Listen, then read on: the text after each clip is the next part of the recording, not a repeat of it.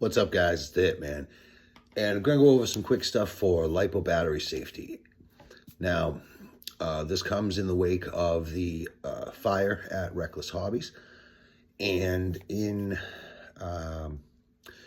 part because, we've done a couple of calls now through the Facebook page, Hit Squad Racers Clubhouse.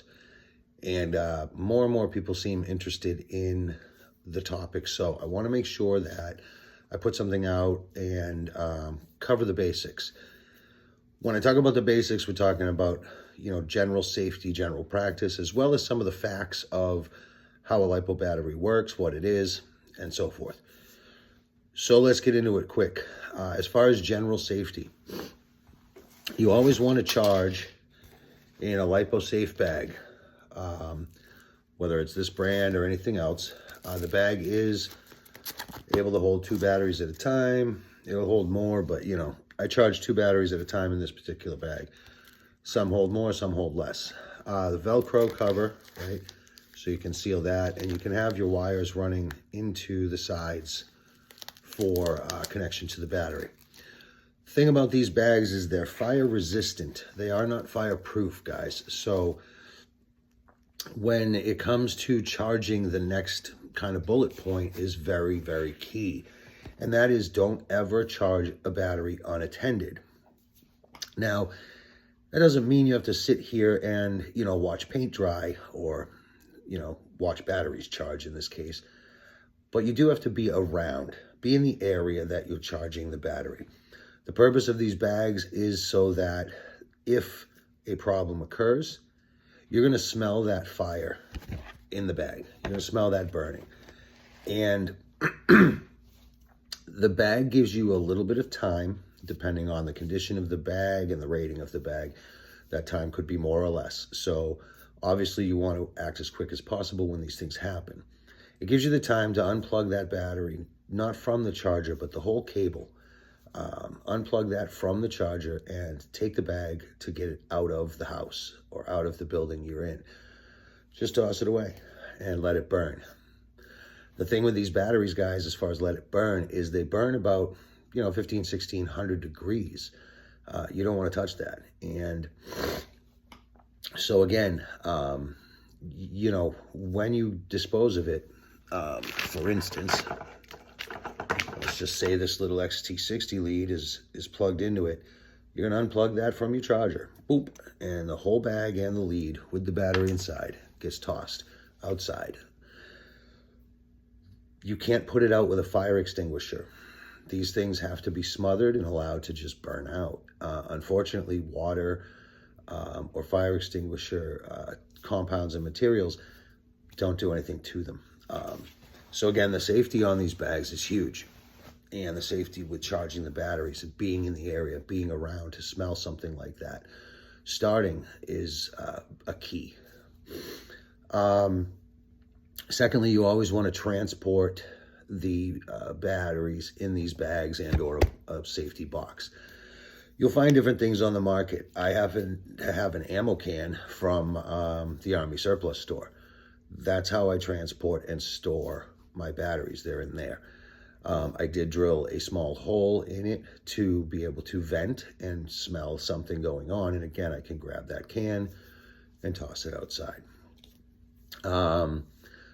Always store your batteries in a place that's going to be between 40 and 80 degrees Fahrenheit.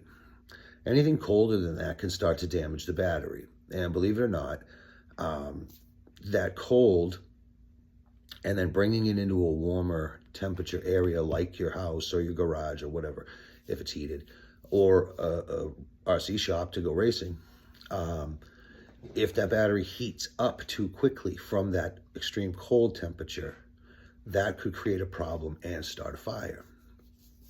These are things that people don't talk about, right?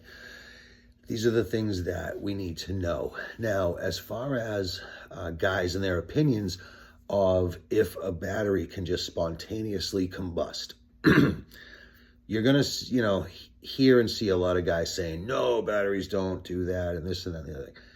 And I'm going to get a lot of criticism for saying this, but this is a fact, okay?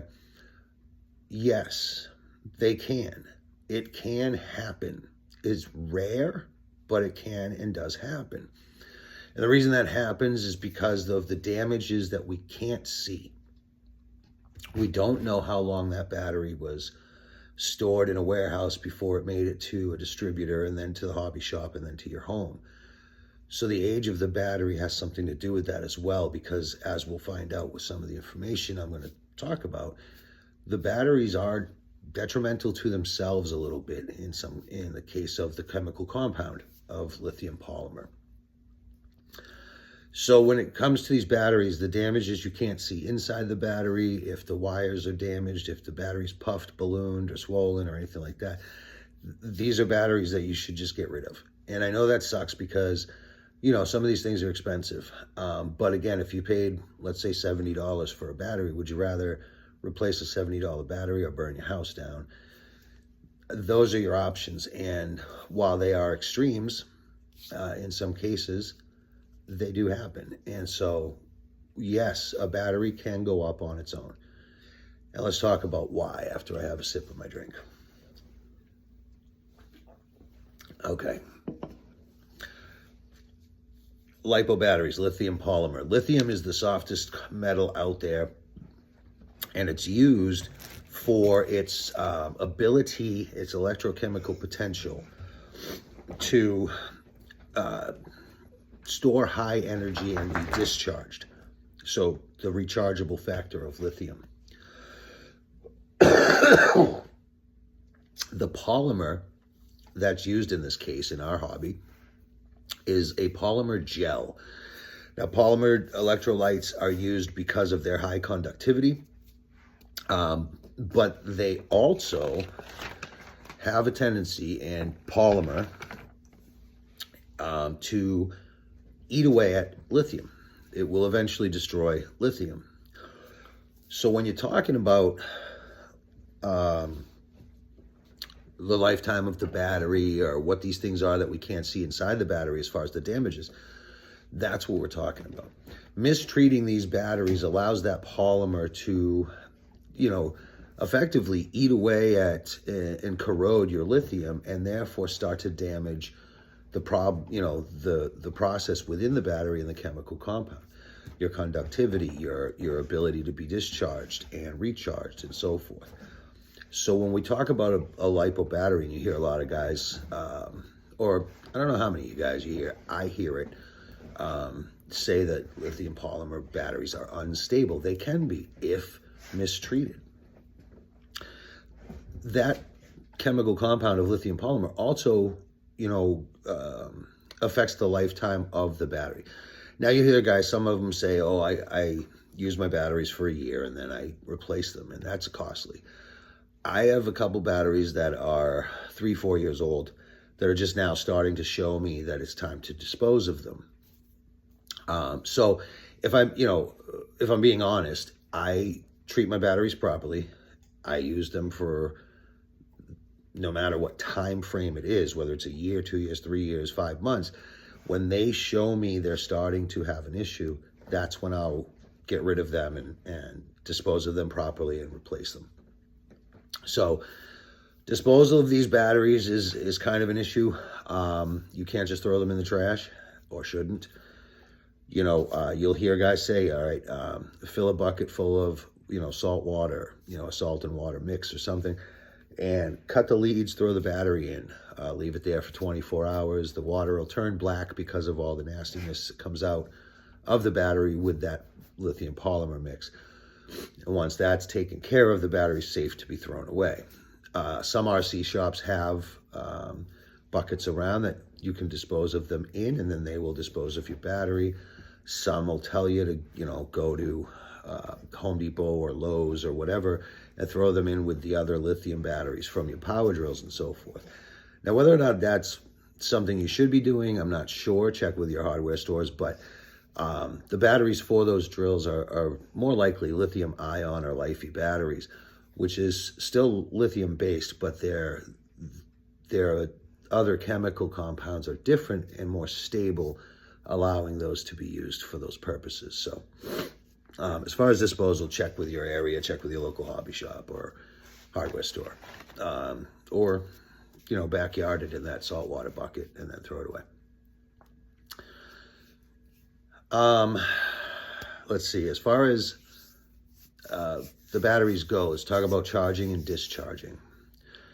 The charge rates on a lithium battery, and it doesn't matter what battery it is. It could be a 2S, 4S, or 8S, or whatever, 6S, whatever. The charge rate is simple. So let's take this battery. This is a 5200 mAh battery, 2S 50C. This 5200 is going to tell us our charge rate. And the charge rate is 1 amp on your charger per 1,000 milliamps here. So the proper charge rate for this battery is 5.2 amps. Now, if you're unable to get to 5.2 because you only able to select 2, 3, 4, 5, whatever, then it's 5. You always want to err on the side of caution rather than pump it up. Most of these chargers these days are digital, and you can get to that 5.2. That is very key for charging these batteries. That 5.2 amps is going to ensure our next point. Your S rating, 2S, 3S, whatever, that's the amount of cells in your Lipo battery. And, some of you are out there and just go, well, yeah, no kidding. And some don't know. So, please, let's allow this to be for everyone. So that's a 2S battery, meaning there are 2 cells, 1, 2, and they're stacked on top of each other like that in these batteries. The proper fully charged rate is 4.2 volts per cell. So when I charge that battery, that's rated, let me see if I can find it here for you. Right here at 7.4 volts, right there. That 7.4 can be charged to 8.4 because the full charge rate on each of those cells is 4.2. So that gives us 8.4. If it was a 3S, that 4.2 gives us 12.6 volts, and so on and so forth. It's the same in every single battery. It doesn't matter how many cells. 4.2 volts per cell. Anything more than that will damage the cells. Anything less than that has potential to damage the cells. So when we talk about the 4.2 volts per cell, you'll have some places where you'll go. I've been to a couple myself that'll have, the full charge rate, if you get teched for racing or whatever, is 8.44. You've already overcharged your battery that little bit to get to 8.44. 4.2 plus 4.2 in a 2S battery is 840. That's going to be key for the lifetime of your battery and the proper maintenance of your battery. I know the raw rules for those that race out there is 8.4 volts because that's a full charge. That's not because they want to limit anybody. That's just a full charge.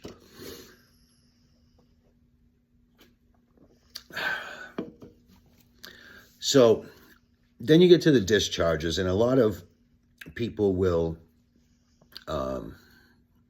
use what's called a discharger or the discharge function on their charger, because what happens with that, I've never used one, but I know that what happens with the dischargers and so forth is you're essentially starting to eliminate the resistance for the power coming out of the battery, which is all well and good if that's something you want to do. Follow the directions. People have been doing it for a while, and it works. I don't particularly do it, but there is a limit, and I don't know if these dischargers or discharge functions follow this limit because I've never tried it. I have no use for it. Everything I do as far as my batteries and stuff is working fine. But you never, ever discharge a battery lower than 3 volts per cell. Once you get below 3 volts per cell, permanent damage can be done to those cells. And again, we go back to the corrosive nature of the polymer gel on that lithium. So now you're not storing energy, or it's unprotected in that particular manner, and the polymer gel can start to corrode the lithium. So, excuse me, whether that's a discharger or that's the low voltage cutoff in your vehicle or whatever, that's the limit, 3 volts per cell. Now, some guys may argue that and whatever. I've been doing this for years and blah, blah, blah. And that's fine.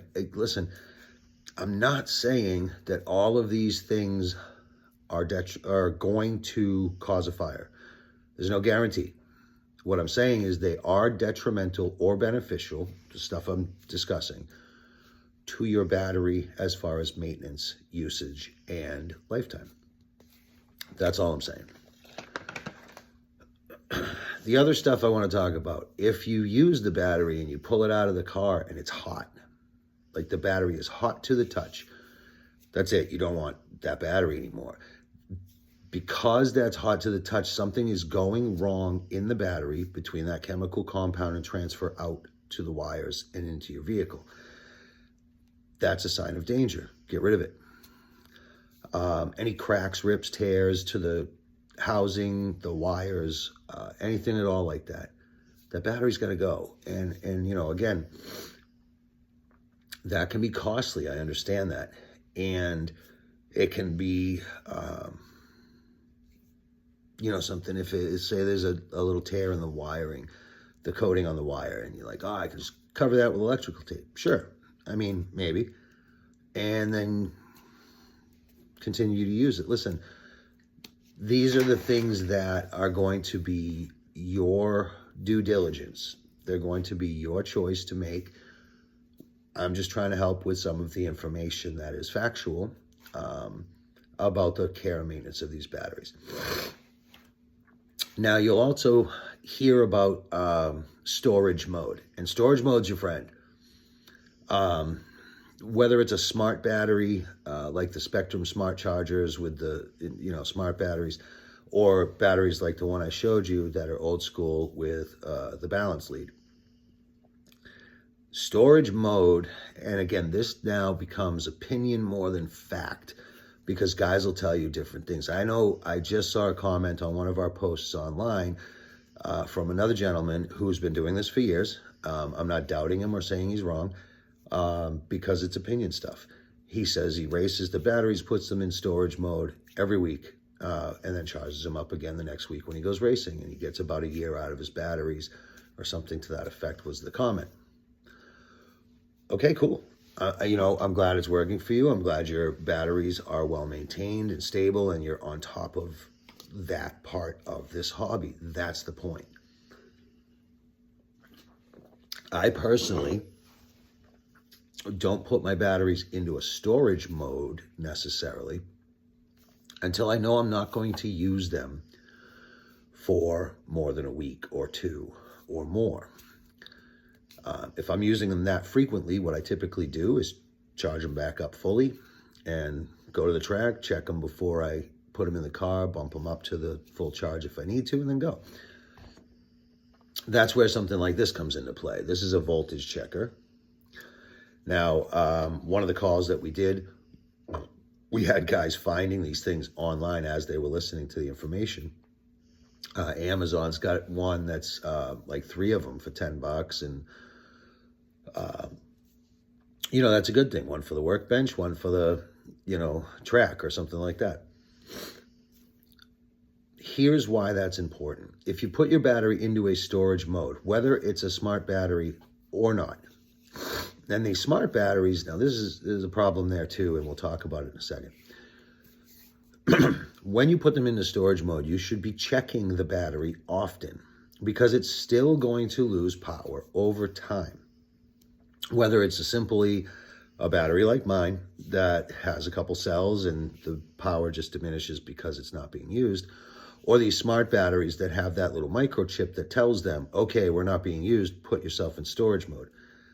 Those microchips take a little power, and eventually, you know, like I said, just like the other batteries that don't have it, the power will start to diminish because of non-use.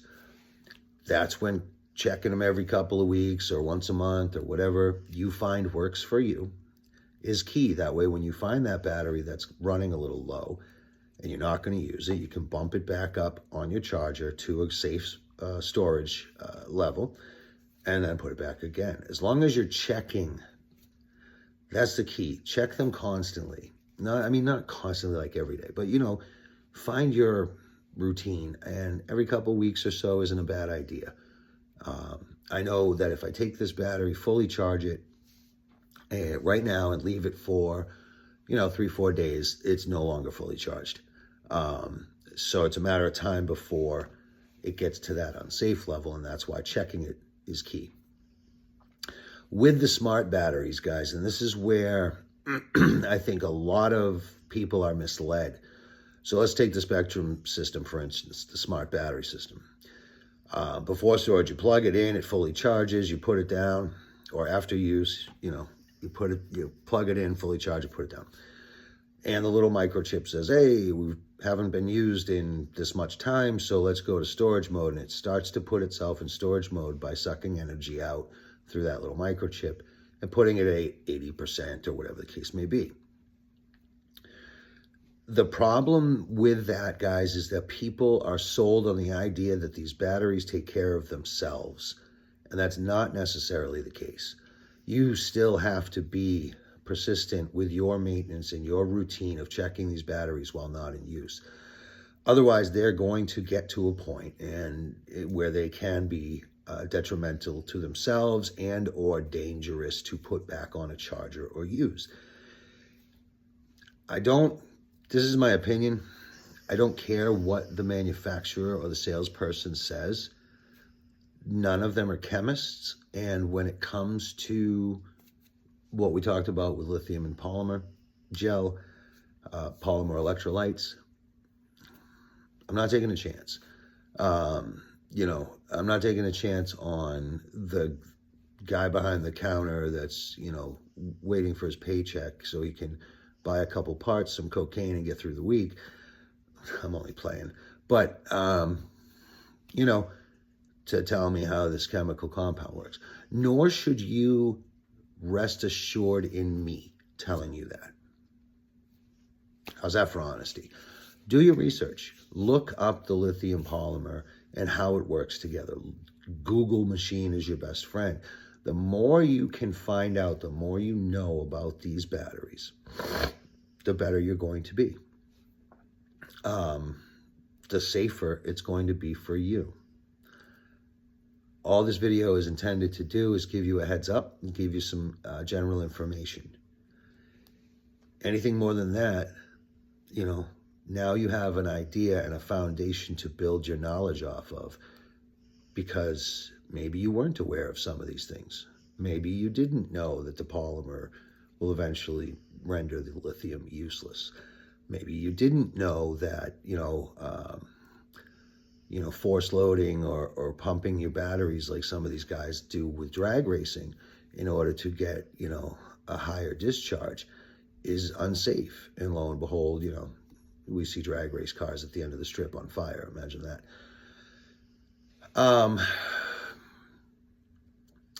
I think that's all of it. I don't know if I skipped anything or whatever, but again, this gives you a good general idea of how to do things. So again, the important stuff: store, charge, and transport in the bags or boxes. Never store below 40 degrees Fahrenheit or above 80 degrees. That's the ideal. Charge rates, 4.2 volts per cell. For a 2S battery, that's 8.40. Discharge, never let it go below 3 volts per cell. Always balance charge on your chargers. Don't do the quick charge thing, because if there is a problem, you're only adding to the problem. Always balance charge. Get yourself that little voltage checker. Make sure you're checking your batteries correctly and treating them correctly, and they'll last for you. Forever? No. They have that lifetime, and who knows what it is. Be diligent so that you can be safe and enjoy the hobby. For now, I'm the Hitman, and I'm out.